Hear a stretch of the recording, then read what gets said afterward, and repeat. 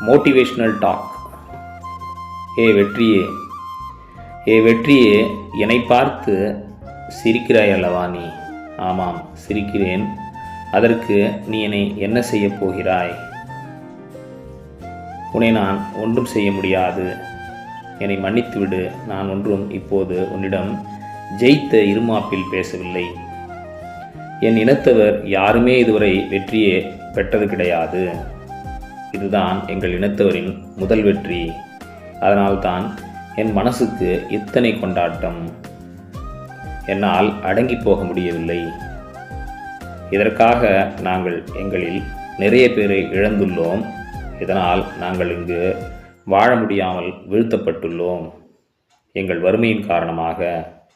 என்னை தவறுதலாக மட்டும் புரிந்து கொள்ளாதே. என்னை தவறுதலாக மட்டும் புரிந்து கொள்ளாதே. இப்படிக்கு